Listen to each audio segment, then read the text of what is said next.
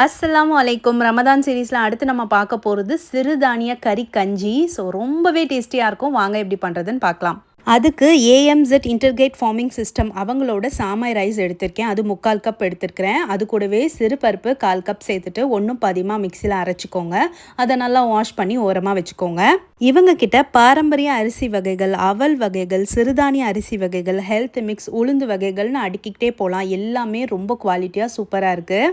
கஞ்சி பண்ணுறதுக்கு ஒரு பேனில் எண்ணெய் விட்டுட்டு பட்டை, கிராம்பு, ஏலக்காய், பிரியாணி இலை, கல்பாசி ரொம்பவே முக்கியம். கண்டிப்பாக சேர்த்துக்கோங்க. அது கூடவே ஒரு வெங்காயம் சேர்த்துட்டு கூட ஒரு பச்சை மிளகாய் சேர்த்து சாட்டே பண்ணிக்கோங்க. அதுக்கப்புறம் வெட்டி வச்ச தக்காளி, கேரட்டும் பீன்ஸும் இன்னைக்கு நான் எடுத்திருக்கேன். நீங்கள் பட்டாணி, உருளைக்கிழங்கு சேர்க்கறதா இருந்தாலும் சேர்த்துக்கலாம். அது கூடவே நல்லா வதங்கினதுக்கப்புறம் கொஞ்சமாக இஞ்சி பூண்டு பேஸ்ட்டு, நான் கீமா கொஞ்சம் சேர்த்துக்கிறேன். உப்பு தேவையான அளவு சேர்த்து நல்லா சாட்டே பண்ணதுக்கப்புறம் மஞ்சள் தூள், மிளகாய் தூள், அவ்வளவுதான். மசாலா நல்லா சாட்டே ஆனதுக்கப்புறம் தண்ணி ஊற்றிக்கலாம். கஞ்சிக்கு ஏற்ற மாதிரி நம்ம தண்ணி ஊற்றிக்கோங்க. 1 கப் ரைஸுக்கு நீங்கள் 5 கப் வரையும் தண்ணி வச்சுக்கலாம். ஸோ தண்ணியில் ரைஸ் நம்ம ஊற வச்சிருந்ததை போட்டு கொத்தமல்லி போட்டு ஸ்லோ ஃப்ளேமில் ஒரு 20 மினிட்ஸ் குக் பண்ணிங்கன்னா சூப்பராக ரெடி ஆகிடும். ஃபைனலாக தேங்காய் பால் ஊற்றிட்டு நீங்கள் இறக்கிக்கோங்க. கொஞ்சமாக கொத்தமல்லி தூவி. இது டிஃப்ரெண்ட்டே தெரியாது. இது அரிசி கஞ்சியா இல்லை சாமை ரைஸ் கஞ்சியா அப்படின்னு சொல்லிட்டு கண்டிப்பாக இந்த இஃப்தாருக்கு ட்ரை பண்ணி பார்த்துட்டு உங்களோட ஃபீட்பேக்கை என்னோட ஷேர் பண்ணிக்கோங்க.